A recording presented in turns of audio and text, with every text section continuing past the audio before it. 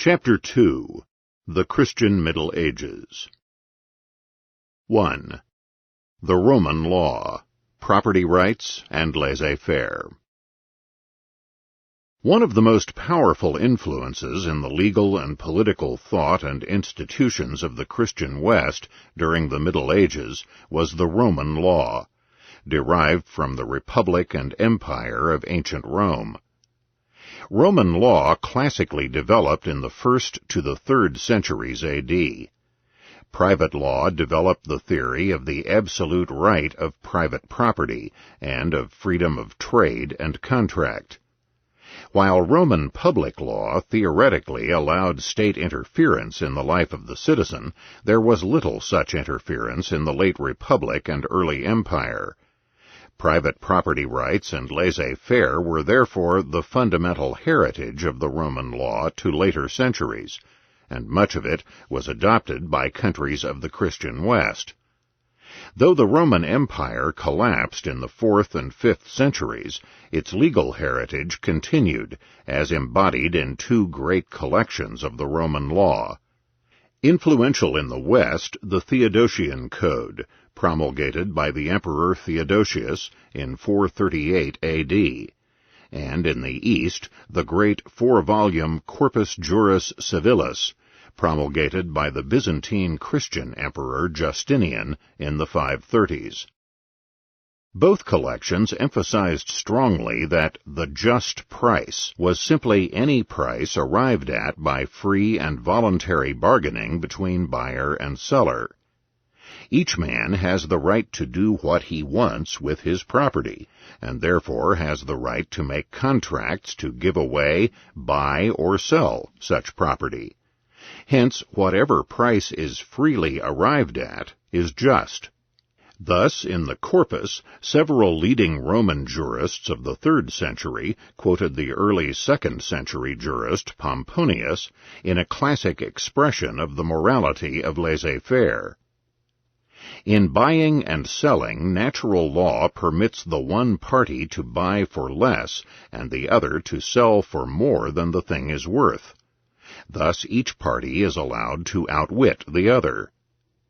And it is naturally permitted to parties to circumvent each other in the price of buying and selling.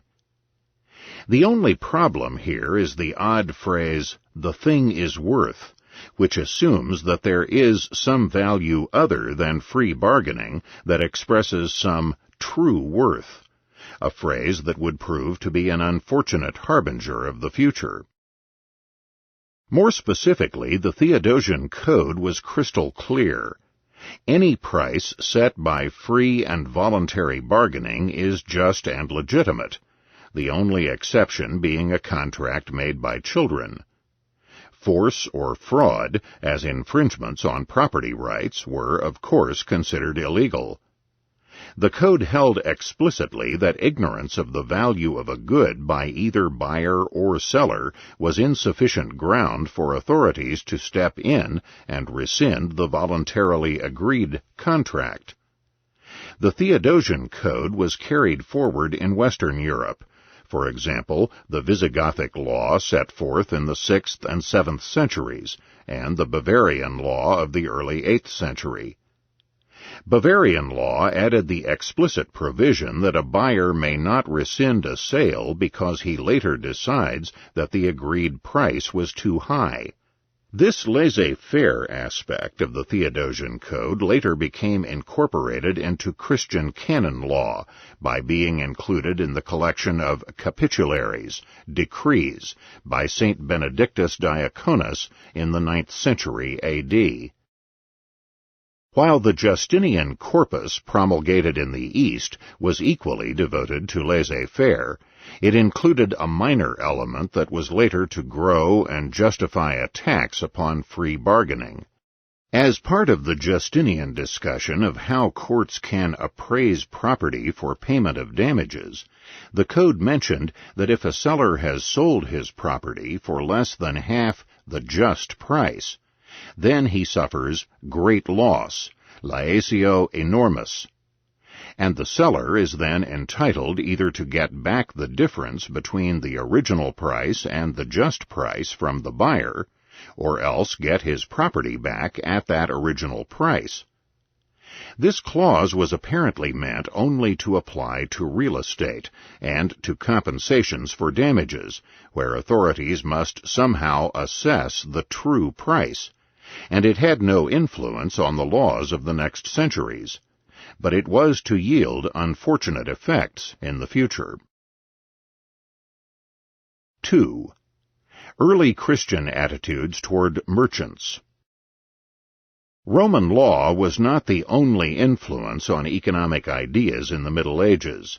Ambivalent attitudes in the early Christian tradition also proved highly important. Economic matters were, of course, scarcely central to either the Old or New Testament, and scattered economic pronouncements are contradictory or subject to ambivalent interpretation. Fulminations against excessive love of money do not necessarily imply hostility to commerce or wealth. One remarkable aspect of the Old Testament, however, is its repeated, almost pre-Calvinist extolling of work for its own sake. In contrast to the contemptuous attitude toward labor of the Greek philosophers, the Old Testament is filled with exhortations in favor of work, from the "be fruitful and multiply" of Genesis to "enjoy life in your toil at which you toil under the sun" of Ecclesiastes. Oddly, these calls to labor are often accompanied by admonitions against the accumulation of wealth. Later, in the 2nd century B.C., the Hebrew scribe who wrote the apocryphal book Ecclesiasticus goes so far as to extol labor as a sacred calling. Manual workers, he writes, keep stable the fabric of the world, and their prayer is in the practice of their trade. Yet the pursuit of money is condemned, and merchants are habitually treated with deep suspicion. A merchant can hardly keep from wrongdoing, and a tradesman will not be declared innocent of sin. And yet, in the same book of Ecclesiasticus, the reader is instructed not to be ashamed of profit or success in business. The attitude of the early Christians, including Jesus and the apostles, toward work and trade was colored by their intense expectation of the imminent end of the world and of the coming of the kingdom of God. Obviously, if one expects the impending end of the world, one is inclined to have little patience for such activities as investing or accumulating wealth. Rather, the tendency is to act as the lilies of the field, to follow Jesus and forget about mundane matters. It was in this context that we must understand St. Paul's famous, "The love of money is the root of all evil." By approximately 100 A.D., however, the books of the New Testament written by St. John make it clear that the Christian Church had abandoned the idea of the imminent end of the world. But the Hellenistic and the Gospel heritage fused to lead the early Church Fathers into a retreatist view of the world and its economic activities, combined with fulminations against wealth and merchants who tend to amass such wealth. The Church Fathers railed against mercantile activities as necessarily stamped with the sin of greed, and as almost always accompanied by deceit and fraud. Leading the parade was the mystical and apocalyptic Tertullian, 160 to 240, a prominent Carthaginian lawyer who converted late in life to Christianity and eventually formed his own heretical sect. To Tertullian, attack on merchants and money-making was part and parcel of a general philippic against the secular world, which he expected at any moment to founder on the shoals of excess population, so that the earth would soon suffer from epidemics, famines, wars, and the earth's opening to swallow whole cities, as a grisly solution to the overpopulation problem. 2 centuries later, the fiery St. Jerome, circa 340 to 420, educated in Rome but also influenced by the Eastern Fathers, took up the theme, proclaiming the fallacy that in trade one man's gain must be achieved by means of the other man's loss. All riches come from iniquity, and unless one has lost, another cannot gain. Hence that common opinion seems to me to be very true. The rich man is unjust, or the heir of an unjust one. And yet there was another contradictory strain even in Jerome, who also declared that a wise man with riches has greater glory than one who is wise only, for he can accomplish more good things. Wealth is not an obstacle to the rich man who uses it well. Probably the most intelligent attitude toward wealth and money-making among the early Church Fathers was that of the Athenian-born Eastern Father Clement of Alexandria, circa 150 to 215. While Clement counseled that property be used for the good of the community, he endorsed private property and the accumulation of wealth. He attacked as foolish the ascetic ideal of divesting oneself of one's possessions. As Clement wisely put it, employing a natural law theme, "We must not cast away riches which can benefit our neighbor. Possessions were made to be possessed. Goods are called goods because they do good, and they have been provided by God for the good of men. They are at hand and serve as the material, the instruments for a good use in the hand of him who knows how to use them." Clement also took a hard-nosed attitude toward the rootless poor. If living without possessions was so desirable, he pointed out, then that whole swarm of proletarians, derelicts, and beggars who live from hand to mouth, all those wretched cast out upon the streets, though they live in ignorance of God and of His justice, would be the most blessed and the most religious, and the only candidates for eternal life, simply because they are penniless. The early Church Fathers culminated in the great St. Augustine, 354 to 430, who, living at the time of the sack of Rome in 410 and of the collapse of the Roman Empire, had to look ahead to a post-ancient world, which he was greatly to influence. Born in Numidia in Africa, Aurelius Augustinus was educated in Carthage and became a professor of rhetoric in Milan. Baptized a Christian at the age of 32, St. Augustine became Bishop of Hippo in his native North Africa. The Roman Empire under Constantine had embraced Christianity a century earlier, and Augustine wrote his great work, The City of God, as a rebuttal to the charge that the embrace of Christianity had resulted in the fall of Rome. Augustine's economic views were scattered throughout The City of God and his other highly influential writings, but he definitely and presumably independently of Aristotle arrived at the view that people's payments for goods, the valuation they placed on them, was determined by their own needs rather than by any more objective criterion, or by their rank in the order of nature. This was at least the basis of the later Austrian theory of subjective value. He also pointed out that it was the common desire of all men to buy cheap and to sell dear.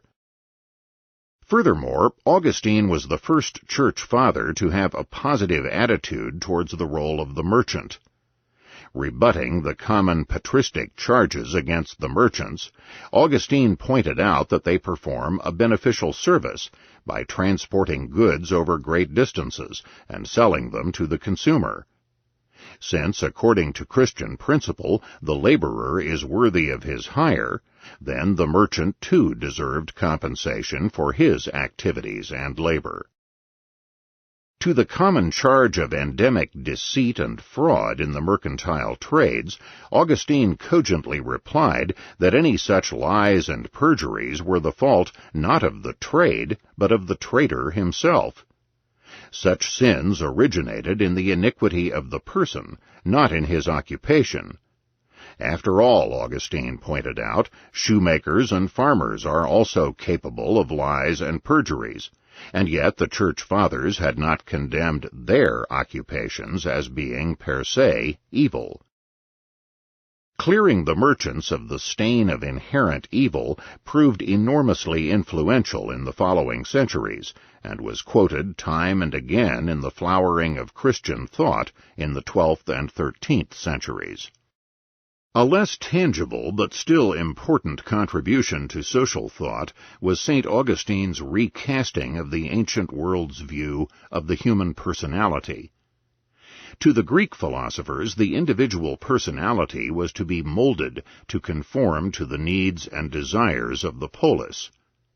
Dictation by the polis necessarily meant a static society, with discouragement directed towards any innovating entrepreneurs trying to break out of the contemporary mold. But St. Augustine's stress was on the individual's personality unfolding itself, and therefore progressing over time. Hence, Augustine's profound emphasis on the individual at least set the stage indirectly for an attitude favorable to innovation, economic growth, and development. That aspect of Augustine's thought, however, was not really stressed by the 13th century Christian theologians and philosophers who built on Augustine's thought. It is ironic that the man who set the stage for optimism and a theory of human progress should, on his deathbed, find the barbarian hordes besieging his beloved city of Hippo. If St. Augustine looked benignly on the role of the merchant, he was also favorable, though not as warmly, toward the social role of rulers of state. On the one hand, Augustine took up and expanded Cicero's parable, demonstrating that Alexander the Great was simply a pirate writ large, and that the state is nothing but a large-scale and settled robber band. In his famous City of God, Augustine asks, "And so, if justice is left out, what are kingdoms except great robber bands? For what are robber bands except little kingdoms? The band also is a group of men governed by the orders of a leader, bound by a social compact, and its booty is divided according to a law agreed upon. If, by repeatedly adding desperate men, this plague grows to the point where it holds territory and establishes a fixed seat, seizes cities and subdues people, then it more conspicuously assumes the name of kingdom, and this name is now openly granted to it, not for any subtraction of cupidity, but by addition of impunity. For it was an elegant and true reply that was made to Alexander the Great by a certain pirate whom he had captured. When the king asked him what he was thinking of, that he should molest the sea, he said with defiant independence, "The same as you when you molest the world. Since I do this with a little ship, I am called a pirate. You do it with a great fleet, and are called emperor." Yet Augustine ends by approving the role of the state, even though it is a robber band on a large scale. For while he stressed the individual rather than the polis, in pre-Calvinist fashion, Augustine emphasized the wickedness and depravity of man. In this fallen, wicked, and sinful world, state rule, though unpleasant and coercive, becomes necessary. Hence, Augustine supported the forcible crushing by the Christian Church in North Africa of the Donatist heresy, which indeed believed, in contrast to Augustine, that all kings were necessarily evil. The likening of the head of state to a large-scale brigand, however, was resurrected in its original anti-state context by the great Pope, Gregory VII, in the course of his struggle with the kings of Europe over his Gregorian reforms in the late 11th century. This strain of bitter anti-statism, then, emerges from time to time in the early Christian era and in the Middle Ages. 3. The Carolingians and Canon Law. Canon law was the law governing the Church, and during the early Christian era and the Middle Ages, the intertwining of church and state often meant that canon law and state law were one and the same. Early canon law consisted of papal decretals, decrees of church councils, and the writings of the Church Fathers. We have seen that later canon law also incorporated much of the Roman law. But canon law also included something else basically pernicious: the decrees and regulations, capitularies, of the Carolingian Empire in the latter 8th and 9th centuries.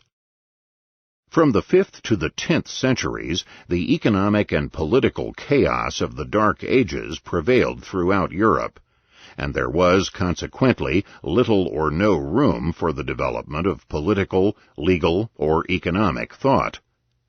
The only exception was the activities of the Carolingian Empire, which burgeoned in Western Europe. The most important Carolingian emperor was Charlemagne, 742 to 814, and his rule developed on to his successors during the remainder of the 9th century. In capitulary after capitulary, Charlemagne and his successors laid down detailed regulations for every aspect of economic, political, and religious life throughout the empire. Many of these regulations became incorporated into the canon law of later centuries, thereby remaining influential well after the crumbling of the Carolingian Empire itself. Charlemagne built his despotic network of regulations on a shaky foundation. Thus, the important Church Council of Nicaea, 325, had forbidden any clergyman from engaging in any economic activities leading to shameful gain, turpe lucrum. In his council at Nijmegen, 806, Charlemagne revived, greatly broadened, and imposed the old doctrine of turpe lucrum. But now the prohibition was extended from the clergy to everyone, and the definition broadened from fraud to all greed and avarice, and included any disobedience of Charlemagne's extensive price regulations. Any market deviations from these fixed prices were accused of being profiteering by either buyers or sellers, and hence turpe lucrum. As a corollary, all speculative buying and selling in foodstuffs was prohibited. Moreover, in foreshadowing the English common law prohibition of forestalling, any sale of goods outside and at higher prices than the regular markets was prohibited. Since the English common law was motivated not by a misguided attempt to aid the poor, but in order to confer monopoly privileges on local owners of market sites, it is highly probable that Charlemagne, too, was trying to cartelize markets and confer privileges on market owners. Every arbitrary price decree of the Carolingian officialdom was, of course, revered by the Carolingians as the just price. Probably this coerced price was often near what had been a customary or current price in the neighborhood. Otherwise, it would be difficult to conceive how the Carolingian officials would discover what price was supposed to be just. But this meant a futile and uneconomic attempt to freeze all prices on the basis of some past market status quo. The problem, then, is that later canon law incorporated the idea of the just price as being the state-decreed price. The banning of any price higher than the current market price was reimposed by the late Carolingian emperor Carloman in 1884, and incorporated into the canon law collection of Regino of Prum in 900, and over a century later into that of Burchard of Worms. Remarkably, the two contradictory legal strains, the laissez-faire theme of the Theodosian Code and the statist Carolingian motif, both found their way into the great collection at the basis of the medieval discipline of the canon law, that of Bishop Ivo of Chartres at the turn of the 12th century. There, in the same collection, we find the view that the just price is any price voluntarily arrived at by buyer and seller, and also the contradictory view that the just price is one decreed by the state, especially if it be the common price in general markets. 4.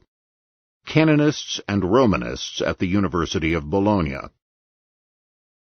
The High Middle Ages were established by the commercial revolution of the 11th to 13th centuries, in which trade, production, and finance flourished, living standards rose markedly, and the institutions of commercial capitalism developed in Western Europe. With the advent of economic growth and prosperity, canon and Roman law, learning and social thought, also began to flourish once again. The fountainhead and great center of both canon and Roman law studies during the High Middle Ages was the University of Bologna in Italy, flourishing from the early 12th century to the latter part of the 13th. During those 2 centuries, both canon and Roman law, including the Justinian Code, were revived at Bologna, influenced each other, and penetrated to the rest of Western Europe. The great and definitive collection of canon law, the Decretum, was published around the year 1140 by the Italian monk Johannes Gratian, who founded canon law studies at the University of Bologna. The Decretum was the definitive canon law work from that point on, and for the remainder of the 12th century, Bolognese scholars, known as the Decretists, elaborated, discussed, and wrote glosses on Gratian's work. Gratian himself and his early glossators took a traditional zealous anti-merchant position. Speculation, buying cheap to sell dear, purely mercantile activities were turpe lucrum, and inevitably involved fraud. The first Decretist to begin to take an intelligent position on the activities of the merchant was Rufinus, a professor at Bologna who later became Bishop of Assisi and then Archbishop of Sorrento. In his Summa, 1157 to 1159, to the Decretum, Rufinus pointed out that artisans and craftsmen could buy materials cheaply, work on them and transform them, and then sell the product at a higher price. This form of buying cheap and selling dear was justified by the craftsman's expenses and labor, and is permissible even to the clergy as well as to the laity. However, another activity practiced by the pure merchant or speculator who buys cheap and sells dear without transforming the product is, according to Rufinus, absolutely forbidden to the clergy. The lay merchant, however, could honorably engage in these transactions, provided that he had either made heavy expenditures or was fatigued by hard labor. But a pure entrepreneurial cheap purchase to be followed by a sale when market prices were higher was condemned unconditionally by Rufinus. This partial rehabilitation of the merchant by the Decretists was included in the important Summa of 1188 of Huguccio, professor at Bologna, later chosen bishop of Ferrara. Huguccio repeated the views of Rufinus, but shifted the justification of the merchant from labor or expenses to actions that provide for the needs of the merchant's family. Huguccio's stress, then, was not on objective costs, but on the subjective intentions of the merchant, supposing that they could be discovered. Was it mere greed, or was it a desire to fulfill his family's needs? Clearly, Huguccio allowed considerable room for mercantile activities. Moreover, Higuccio began a radical reconstruction of patristic teachings about private property. From the time of Higuccio, private property was to be considered a sacrosanct right derived from the natural law. The property of individuals and communities was, at least in principle, supposed to be free from arbitrary invasion on the part of the state. As moderator and arbiter of his own goods, an individual owner could use and dispose of them as he saw fit, provided that he did not violate general legal rules. A ruler could only expropriate the property of an innocent subject if public necessity required it. This, of course, was a hole in the system of rights, since public necessity could be and was an elastic concept. But this concept of private property was an enormous advance over patristic teachings. After the late 12th century, the decretist movement in canon law gave way to the decretalists, who based themselves on a stream of papal edicts, or decretals, from the late 12th to the 13th century. Since the Pope is supreme in the Catholic Church, the decretals pronounced by him and his Vatican Curia automatically became incorporated into the body of canon law. In this way, canon law came to differ from that of Gratian and the decretists, who built the law chiefly on ancient sources. But the new decretals were scarcely arbitrary. They built on and elaborated previous canon law. The continuity of the building process was greatly aided by the fact that several of these popes were former Bolognese. Thus Pope Alexander III, Roland Bandinelli, who initiated the new decretal process and who enjoyed a long papal reign from 1159 to 1181, had studied both law and theology at Bologna, was probably a professor there, and had direct contact with the great Gratian. A distinguished legal scholar who himself had written an early summa to Gratian's decretum, Alexander became cardinal and chancellor before being elected to the papacy. Another significant papal decretalist, Pope Innocent II, Lothaire de Segni, who reigned from 1198 to 1216, had studied canon law under Higuccio at Bologna.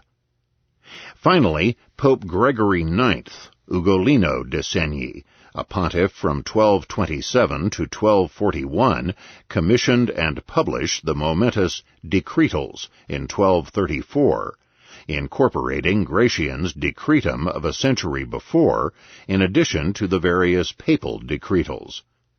Gregory IX's decretals became the standard work of canon law from that point on. The decretalists had a far more favorable attitude toward merchants and the free market than had the early decretists.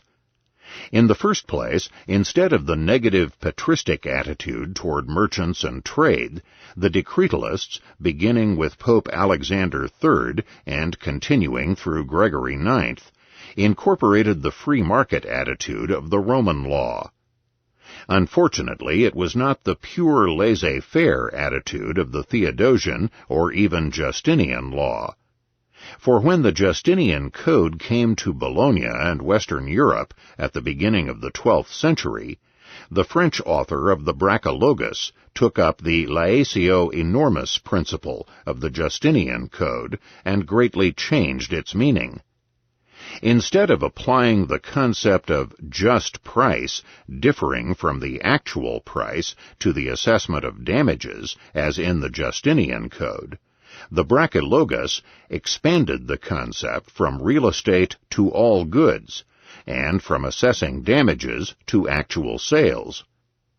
In the hands of the Brachalogus, if any sale, even a voluntary one, had been made at less than half the just price, the seller could present the buyer with the choice: either pay me the difference between the sale price and the just price, or else rescind the contract, with the buyer returning the goods and the seller returning the payment. It has been pointed out that this was not a cartelizing device, since neither third parties nor the state could step in to enforce laetio enormis. The enforcement had to be done on a charge made by the seller himself.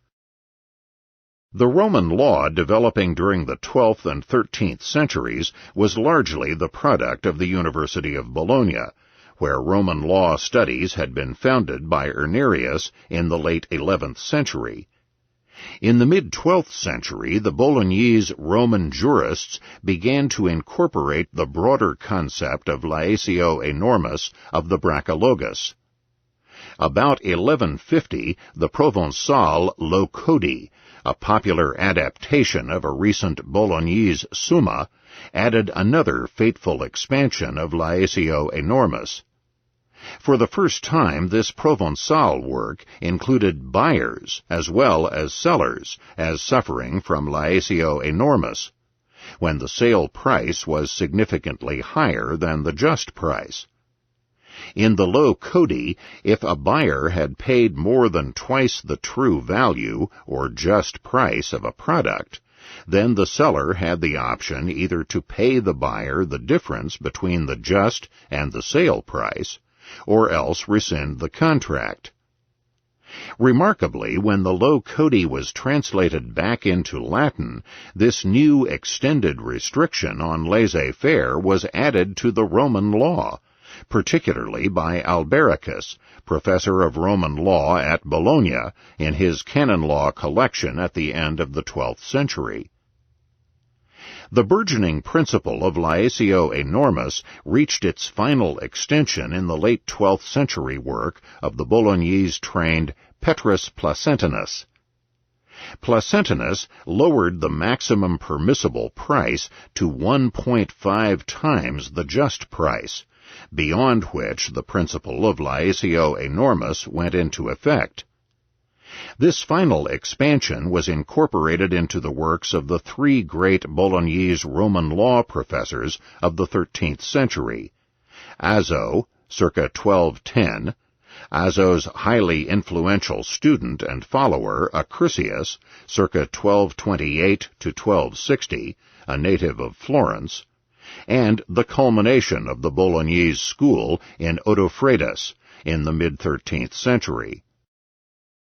While it is true that the 12th and 13th century Romanists took the trivial concept of laetio enormis and made it a significant restriction on freedom of bargaining and laissez-faire, at least by the late 12th century they also made clear that there was to be full freedom of bargaining and freedom to outwit the other within the matrix of laetio enormis. The Decretalists, beginning with Pope Alexander III, incorporated much of this developing Roman law. This meant that church law now included not only the patristic fulminations against merchants per se, but also the contrasting Romanist tradition of full freedom of bargaining within the laetio enormis matrix. The Decretalists reached their culmination after building on and glossing the decretals of Gregory IX in the works of Cardinal Henricus Hostiensis de Segusio, first in the late 1250s and finally in 1271, the year of his death. Hostiensis had studied canon and Roman law at Bologna, had taught in England and France, and was Cardinal Archbishop of Ostia. The Decretalists justified speculative buying and selling, freeing it from the sin of turpe lucrum by adopting and expanding the Huguchian line that speculation was permissible if the speculator was acting to fulfill the needs of his family. In the gloss of the French Dominican canonist William of Rennes, circa 1250, this area of freedom was broadened still further. A merchant's or speculator's actions were not considered sinful unless he was driven by a wanton desire for having temporal riches, not for necessary use or utility, but for curiosity, so that the fancy is charmed by such, just as a magpie or a crow is enticed by coins, which they discover and hide away.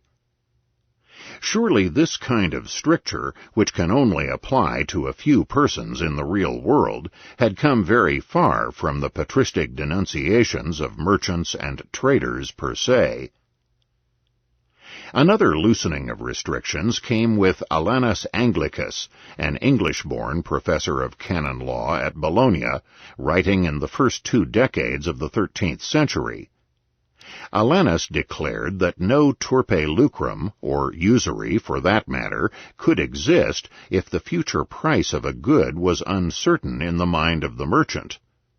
Not only is uncertainty always present in the market, but also it is impossible for outside courts or authorities to prove that a merchant did not feel uncertain when he bought or sold. In effect, all turpe lucrum restrictions on trade or speculation had now been removed. In analyzing business profits, the later 13th century canonists added to the older justification of profit as covering labor plus expenses. This was the element of risk, present in every business situation. Increase of price as a consequence of risk was first justified in the prominent canon law commentaries of Pope Innocent IV, Sinibaldo Fieschi, published between 1246 and 1253. Before becoming pope, Innocent had been a native of Genoa and a student of Roman and canon law at Bologna, a professor of Roman law at that university, and finally a cardinal and a famous statesman. If transactions were to be sinful and illegal beyond a certain zone above or below the just price, then the Church and the authorities had to find some way of figuring out what the just price was supposed to be. This had not been a problem before the 12th and 13th centuries, since the doctrine of laetio enormis had not really been applied before. The Romanist and canonist solution, reminiscent of Carolingian doctrine, was that the just price was the going, current, common market price, the communis estimatio. This meant either the competitive general market price as contrasted to single isolated transactions, or it could refer to prices fixed by governments or government-privileged guilds, since such controls, by strict legality, would be the going de jure price. Perhaps it would have been beneath the dignity of these jurists to sanction or even recognize any black market prices that violated such regulations. Placentinus used this criterion in late 12th century Roman jurisprudence, as did in particular Azzo in the early 13th. Azzo was liberal enough to refer to the price of a sale equaling that of any other comparable sale as being a just price. But Accursius, and after him Odofredus, explicitly referred to the general or common market price as being the standard of justice. As Accursius put it, a thing was valued at that for which it could be commonly sold. The canon lawyers adopted the same criterion for the just price. Influenced by Carolingian practice and by hints from the 6th century rule of St. Benedict, the late 12th century canonist and student of Gratian, Simon of Bosignano, first described the true value of goods as the price for which they commonly sold. The same position was then taken by the Decretalists in the 13th century. Canonists and Romanists alike were now agreed on the common price of a good as the just one. But still, the developed canonists of the 13th century had a problem. On the one hand, they had adopted the Roman law view that all free bargaining was legitimate except for a zone more than a certain degree above or beyond the just price, which they held to be the going, common market price. But, on the other hand, they had inherited from the Church Fathers and the early Decretists a hostility toward mercantile, especially speculative, transactions. How could they square this contradiction? Partly, as we have seen, they were able to weaken the extent of shameful speculation. Also, from the 13th century on, the Church and its canon lawyers largely solved the problem through the highly sensible doctrine of the two forums, over which the Church exercised jurisdiction. The external forum, the jus fori, judged the social activities of Christians in public ecclesiastical courts. There, the courts judged offenses against the Church and her common law in much the same procedures as the secular courts. On the other hand, the internal forum, the jus poli, was the confessional, in which the priest judged individual Christians on the basis of their personal relation to God. The two forums were separate and distinct, the respective judgments on two different levels. While the Church presumed to rule over both, the one was external and social, the other private and personal. The doctrine of the two forums enabled the canonists to resolve the seeming contradiction in canon law. The free bargaining laetio enormis, common market principle was the realm of external law and the open court, where, in other words, a roughly free market could prevail. On the other hand, the strictures against mercantile profits going beyond labor, costs, and risk were a matter not for the state and external law, but for conscience in the confessional. Even more obviously for the confessional alone were the injunctions against trade or speculation based on avarice as going beyond honorable need to support one's family. Clearly, only the man himself, internally in his conscience, could know his intentions. They were scarcely observable by external law. 5. The canonist prohibition of usury. The great relaxation of moral and legal restrictions and prohibitions against trade that permeated the canonists and Romanists in the Middle Ages unfortunately did not apply to the stern prohibitions leveled against usury. Modern people think of usury as very high interest rates charged on a loan, but this was by no means the meaning until recent times. Classically, usury means any rate whatsoever charged on a loan, no matter how low. The prohibition of usury was a prohibition against any interest charge on a loan. With one exception, no one in the ancient world, whether in Greece, China, India, or Mesopotamia, prohibited interest. That exception was the Hebrews, who, in an expression of narrow tribal morality, permitted charging interest to non-Jews, but prohibited it among Jews. The fierce medieval Christian assault on usury is decidedly odd. For one thing, there is nothing in the Gospels or the early Fathers, despite their hostility to trade, that can be construed as urging the prohibition of usury. In fact, the parable of the talents in Matthew, chapter 25, verses 14 through 30, can easily be taken as approval for earning interest on commercial loans. The campaign against usury begins with the First Church Council in Nicaea in 325, which itself prohibited only the clergy from charging interest on a loan. But the Nicene Council grabbed on to one phrase of Psalm 14 in the Old Testament. Lord, who shall dwell in thy tabernacle? He that hath not put out his money to usury. And this was to become the favorite and virtually the only biblical text against usury during the Middle Ages.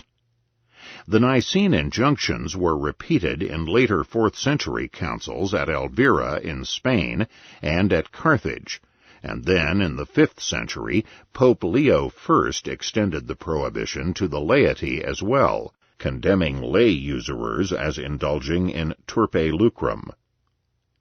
Several local councils in Gaul in the 7th century repeated Leo's denunciation, as did Pope Adrian and several English church synods in the 8th century. But the prohibition of all usury enters secular legislation for the first time in the all-embracing totalitarian regime of the Emperor Charlemagne. At the fateful imperial synod of Aachen in 789, Charlemagne prohibited usury to everyone in his realm, lay and cleric alike. The prohibition was renewed and elaborated in the later council at Nijmegen in 806, where usury is defined for the first time as an exchange where more is demanded back than what is given. So that from the time of Charlemagne, usury was intensely held to be a special and particularly malevolent form of turpe lucrum, and attempts to relax this ban were fiercely resisted. The sweeping definition, more demanded than what is given, was repeated intact by canonists from the 10th century Regino of Prum through Ivo of Chartres to Gratian.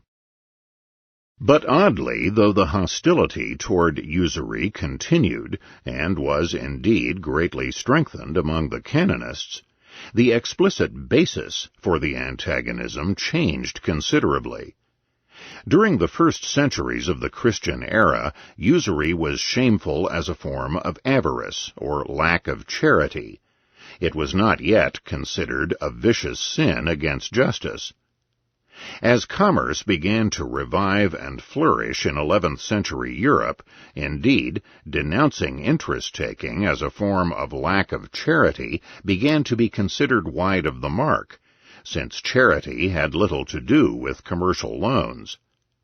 It was the Italian monk St. Anselm of Canterbury, 1033 to 1109, who first shifted the ground of attack to rail against usury as theft. This new doctrine was developed by St. Anselm's disciple, Anselm of Lucca, a fellow Italian and native of a city with a burgeoning textile industry. In his collection of canons, made about 1066, Anselm of Lucca explicitly condemned usury as theft and a sin against the 7th commandment, and demanded restitution of usuries to the borrower as stolen goods. This expansion of theft to a voluntary contract where no coercion was used was surely bizarre, and yet this outrageous new concept caught hold and was repeated by Hugh of St. Victor, 1096 to 1141, and by the collections of Ivo of Chartres. In 1139, the Second Lateran Council of the Church explicitly prohibited usury to all men, laity as well as clergy, and held all usurers to be infamous. The council vaguely declared that the Old and New Testaments mandated such a prohibition, but gave no explicit reference. 9 years later, Pope Eugene III moved against the common practice of monasteries charging interest on mortgages. Finally, the canon law reached mature form with the Decretum of Gratian.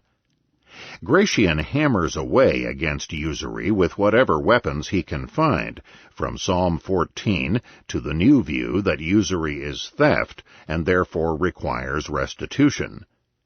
Expounding on the strict prohibition of usury, Gratian extended it to the loan of goods as well as money, so long as anything is demanded beyond the principal, and he expressly declared that in such a case the just price was not the common market price, but zero, that is, the exact equivalent of the goods or money lent.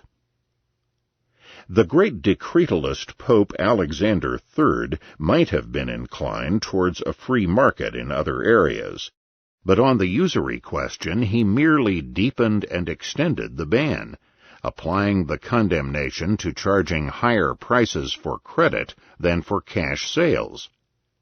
This practice was denounced as implicit usury, even though it was not explicitly interest on a loan. The Third Lateran Council, presided over by Pope Alexander III in 1179, condemned usury and excommunicated and denied Christian burial to all manifest usurers. The next pope, Urban III, 1185 to 1187, in his decretal Consoluit, dredged up a previously unused citation from Jesus: "Lend freely, hoping nothing thereby."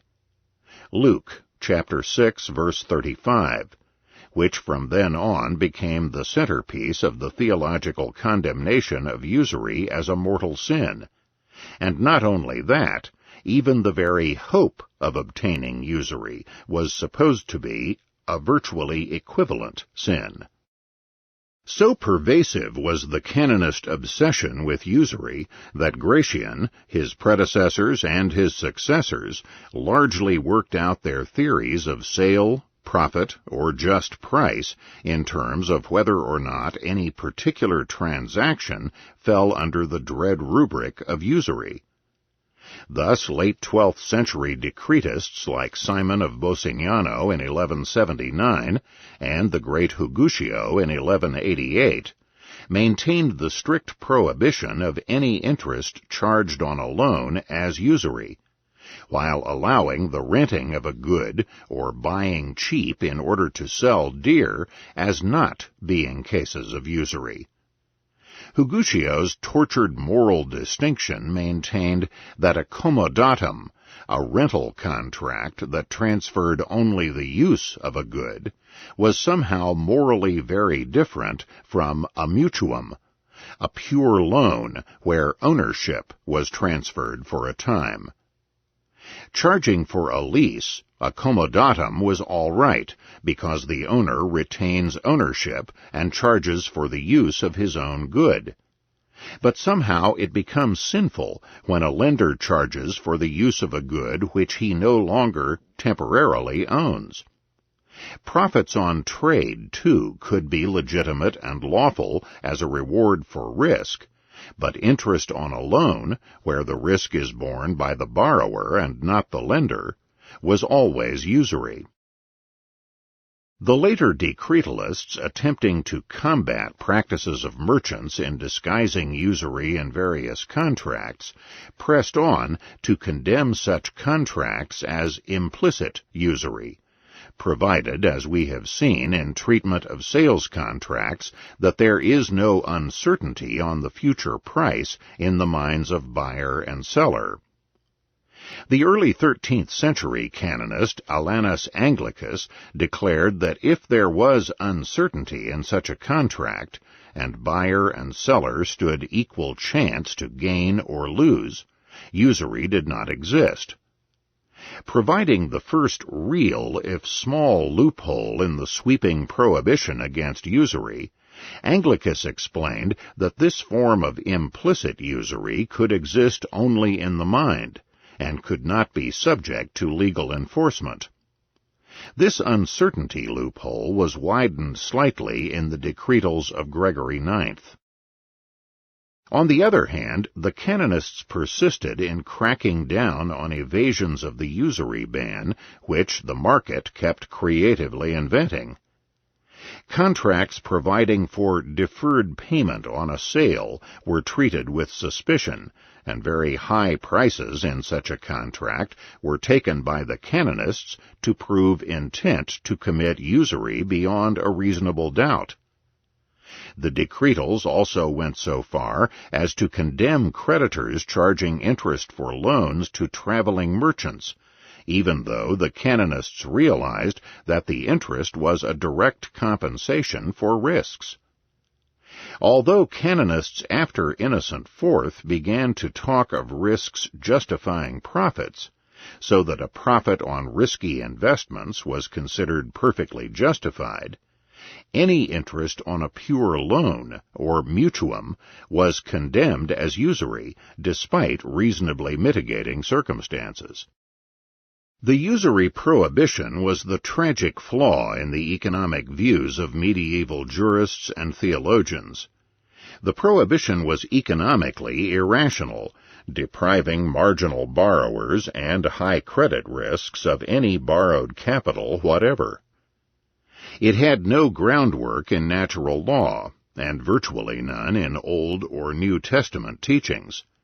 And yet it was clung to fiercely throughout the Middle Ages, so that jurists and theologians had to engage in ingenious and artful twists in reasoning in order to make exceptions from the prohibition, and to accommodate the growing practice of lending money and charging interest on a loan. And yet the medievalists, especially the later philosophers and theologians, had a fascinating and important point. For what was the moral or economic justification for interest on a pure loan? As we will see, medieval scholastics came to understand full well the economic and moral justifications for almost every aspect of interest charges, as an implicit profit on risk, as an opportunity foregone for making profits on investments, and many others.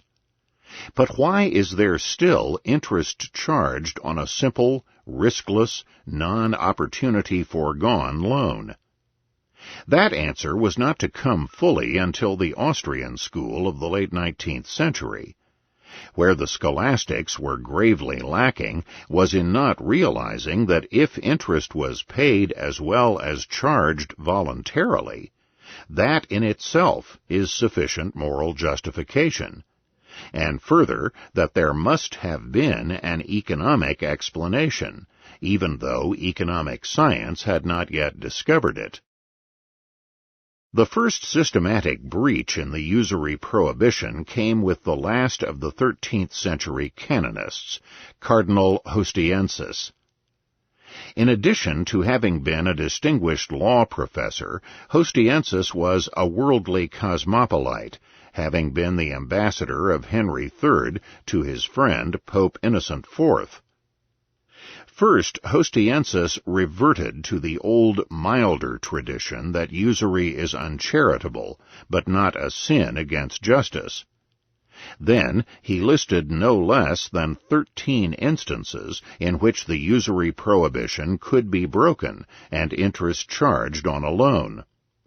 One is as surety required by the guarantor of a loan.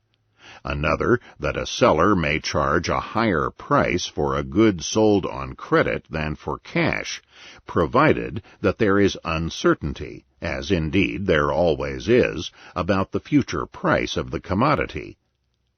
Another important exception allowed a creditor to write a penalty clause into a loan, so that the debtor would have to pay a penalty above the principal if he did not repay on the date due.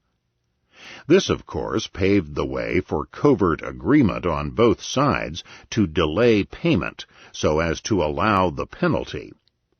Another exception was that the creditor might charge for labor which he undertook in making the particular loan. These were all some form of penalty or special payment. But, in addition, Hostioensis provided the first path-breaking argument for charging a rate of interest on a loan from the very beginning, a charge that does not involve delay or guarantees. This is lucrum cessans, profit ceasing, a legitimate interest charge by the creditor to compensate him for profit foregone in investing the money himself. In short, lucrum cessans anticipated the Austrian concept of opportunity cost, of income foregone, and applied it to the charging of interest. Unfortunately, however, Cardinal Hostioensis' use of lucrum cessans was limited to non-habitual lenders, who lend money out of charity to a debtor. Thus lenders could not be in the business of charging money on a loan, even on the ground of lucrum cessans.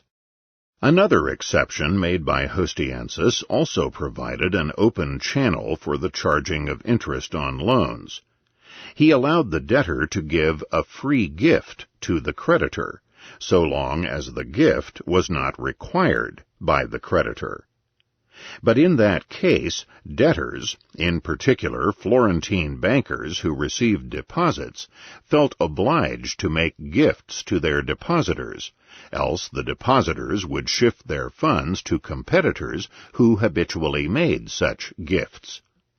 The making of a fake gift became an important mechanism in allowing the de facto charging of interest.